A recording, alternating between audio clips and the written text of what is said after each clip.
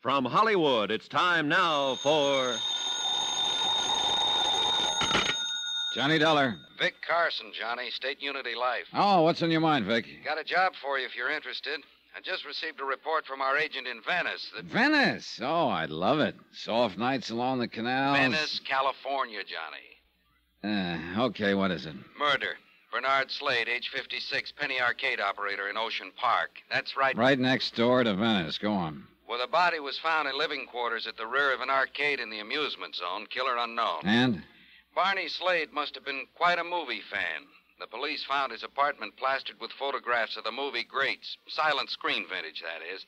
At least a dozen of them were of Mavis Gale, a real queen in her day. Yeah, the vamp type, I know. Oh? Oh, it's just a vague recollection, you understand. Yeah. Well, the police also reported that somebody, the killer probably, had drawn a big question mark in red crayon over each of Mavis Gale's photographs. Interesting.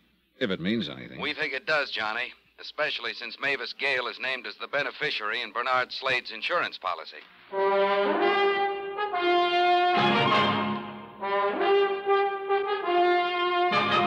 Tonight and every weekday night, Bob Bailey in the transcribed adventures of the man with the action-packed expense account, America's fabulous freelance insurance investigator. Yours truly, Johnny Dollar.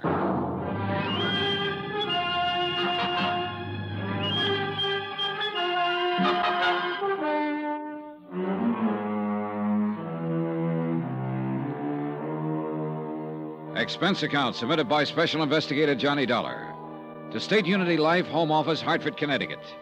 Following is an account of expenses incurred during my investigation of the Silent Queen matter. Expense account item 1, $210.65, plane, cab fare, and incidentals to Ocean Park, California. As soon as I checked in at my hotel, I got in touch with Homicide. Sergeant McKay, they said, would probably be down at the pier. I saved you cab fare on this one, Vic.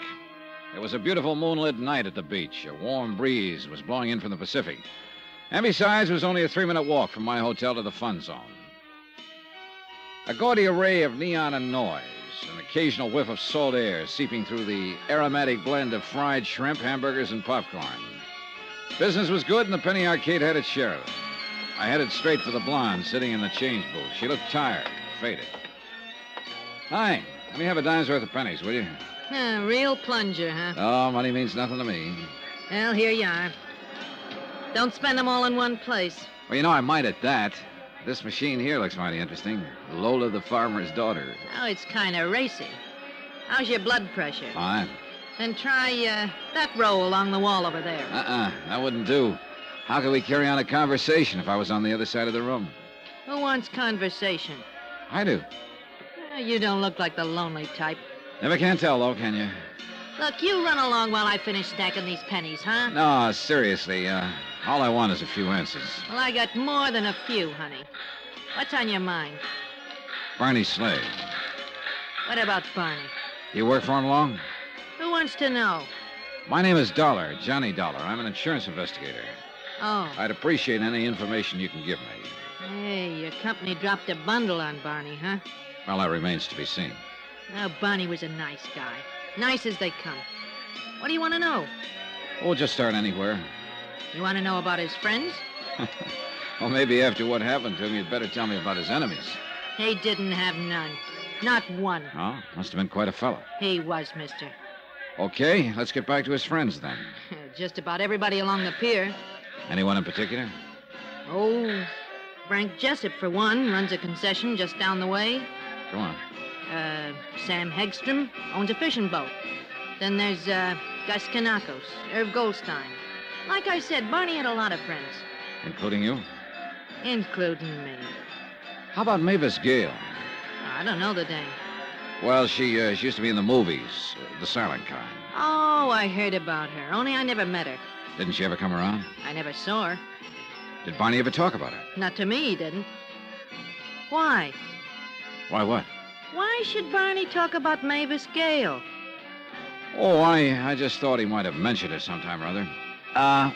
Is that the door to Barney's apartment back there? Yeah, that's right. Mind if I have a look around? That'd be up to Sergeant McKay. Well, look, if he comes in, tell him where I am, will you?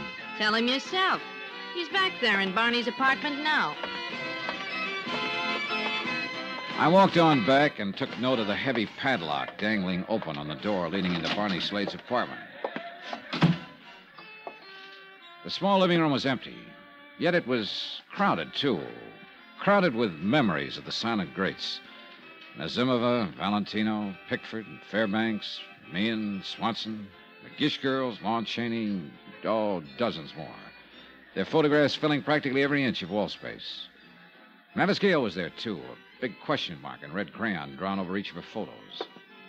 I moved through a narrow kitchen. The back door was wide open. I stepped outside. Who are you? Oh, Johnny Dollar. You must be Sergeant McKay. That's right. Yeah, your office said you'd be here browsing around. So I'm browsing. There's something bothering you, Sergeant? Murder always bothers me. Yeah, I know what you mean. Like those photos in there of Mavis Gale and the question marks on all of them. Yeah, that bothers me. You think the killer did it? Could be. Let's go back inside. Why not? Or maybe Barney, huh? Maybe Barney what? I'm talking about the question marks. Could be. Pictures belong to him. Yeah. Yeah, he had quite a gallery here. Looks to me, though, that some are missing. That's so? Well, you know so, Sergeant. The wallpaper isn't faded as badly where they used to be. And there are a lot of tack marks, too. Okay, so who took him down? Barney? He could have. So could the killer. That's right. Have you found anybody who could tell you anything about him? The missing photographs? Not yet. Hey, Barney, keep a lot of money in here? Twyla didn't seem to think so. Twyla? Twyla James. Blonde out front at the change booth. Oh, yeah. Barney was sort of particular about his apartment. Never let anybody in as far as she knows, not even his friends. Wonder why. According to Twyla, he seldom used the arcade entrance. Preferred to use the back door. Is that the one the killer used? It was standing wide open when the body was found. Well, who found it, by the way? Twyla. When she showed up for work yesterday, the arcade was closed up, so she went around back. Do you know when Barney was killed? Doc figures around 3 a.m. 2 slugs from a .38. One would have been enough. Any signs of a struggle? Yeah. Lamp over there was on the floor. That chair was turned over, and this table had been upset. Pipes, medicine bottles, pillboxes scattered around. Uh-huh. Heavy bolt and chain on the inside of both doors. Barney didn't have to let a visitor in unless he wanted to. That's right. Of course, he could have run into the killer outside somewhere. Sure he could. Only you don't think so. Unless Barney was in the habit of walking in his sleep. Oh? When we came in and found Barney, he was in pajamas and bathrobe. The wall bed over there had been pulled out and was mussed up. So it figures he was probably asleep when the killer tapped on his door.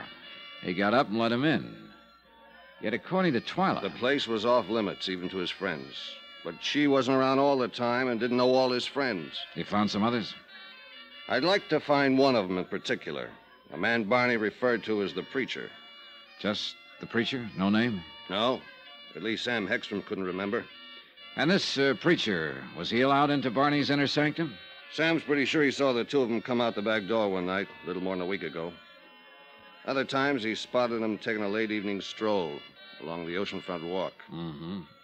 Did Sam ever talk with this preacher? No, but he got curious after a while, asked Barney about it. Barney said the man was a very old and dear friend. Let it go at that. And you haven't been able to find out anything more about him, huh? I'm still checking. Well, it would sure be a break if you could locate this preacher. He might be able to tell us something about those missing photographs, what they were. Might also explain why the killer took them. Have you seen enough in here, Dollar? Oh, yeah, sure, I guess so, Sergeant.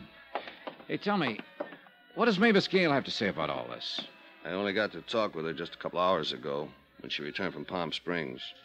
She was pretty upset when I told her about the crayon marks on her photographs. But naturally, she couldn't offer any explanation. None? How did she react to the news of Slade's death? Tears and such? She's supposed to weep about it? Why not? Barney Slade must have been a pretty good friend of hers. After all, he named her as the beneficiary in his insurance policy. Oh? That's interesting. What?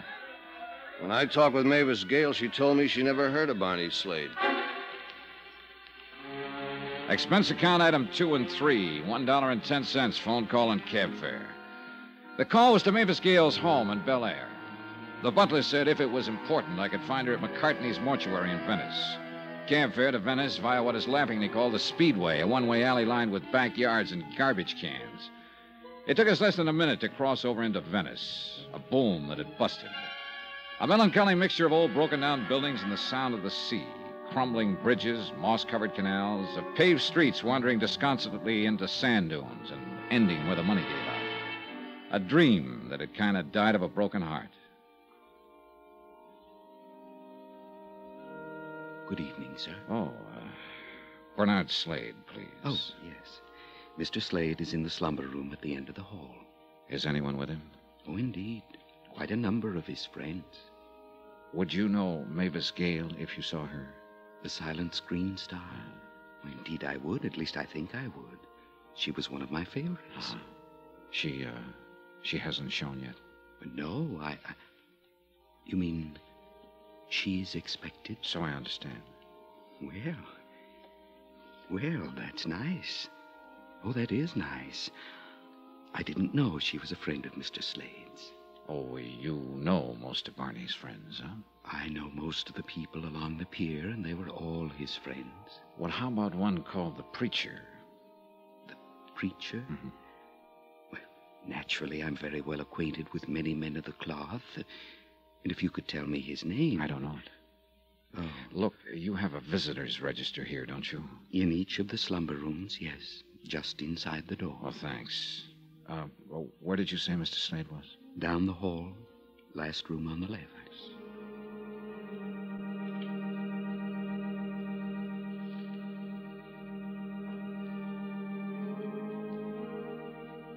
The room was crowded with friends who'd come to pay their respects to Bernard Slade. I eased over to the visitor's register and gave it a fast rundown. There was nothing to indicate that a minister was among the mourners present. Then I heard the hall door creak open. And there she was, Mavis Gale. Certainly not at all what I expected a vamp of the silent screen to look like 30 years later. Slender, trim, in a smartly tailored suit, and even more attractive than the photographs I'd seen of her in Barney's apartment. She moved down the center aisle to the casket and stood there for a moment. As I walked toward her, she suddenly turned, her eyes wide and staring, her lips moving silently. Then she crumbled to the floor.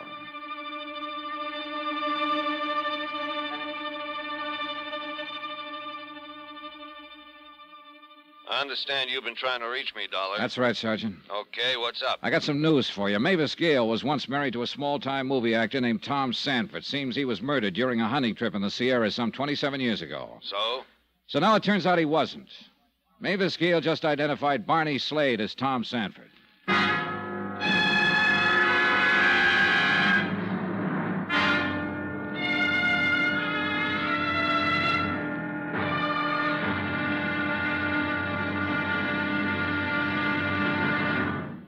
Now, here's our star to tell you about tomorrow's episode of this week's story. Tomorrow, a stagecoach ride. I get some lumps, and a surprise witness turns up. Join us, won't you? Yours truly, Johnny Dollar.